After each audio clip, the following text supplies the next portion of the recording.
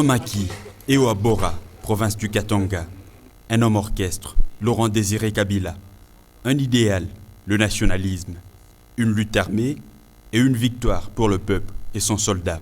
Je dois vous assurer que je suis un soldat du peuple et je ferai mon devoir jusqu'à mon dernier jour.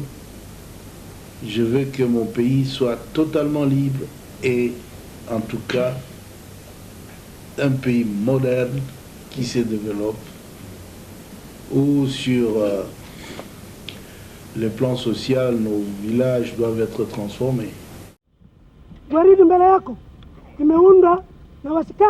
Un idéal et une vision qui méritent d'être expliqués. Au souverain primaire d'abord. Mais Laurent Désiré Kabila décide également de porter son message auprès de la communauté internationale en bloc, mais aussi auprès des différents partenaires privilégiés, pris séparément. Sans oublier de personnalités mondiales de premier rang, comme le souverain pontife. Mais sa vision est loin de reposer sur l'apport extérieur, et ce n'est pas ce ballet diplomatique qui lui fera changer d'avis. Alors s'ils ne comprennent pas, les Congolais comprennent maintenant que si nous ne pouvons pas nous servir de notre or et de notre diamant dans les 2 ans qui viennent, nous n'allons pas construire la prospérité de notre peuple. Il n'y aura pas assez d'écoles, pas assez d'hôpitaux, une vie décente serait difficile, on continuerait à croupir dans la misère.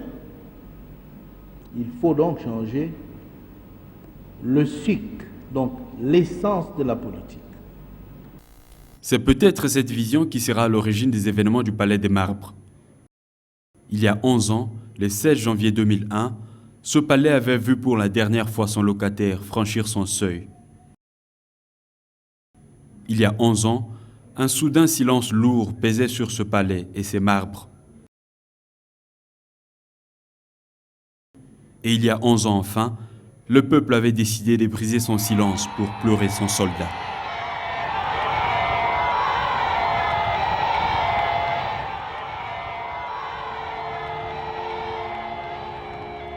De chefs d'État, de personnalités de tous ordres, aux côtés du peuple pour rendre les derniers hommages à celui qui vient de partir.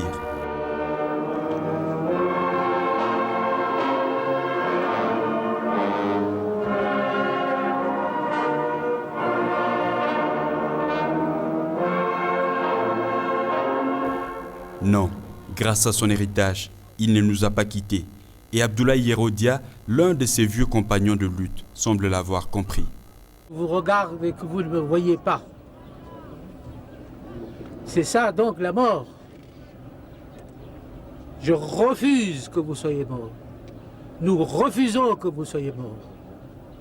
Parce que, Monsieur le Président,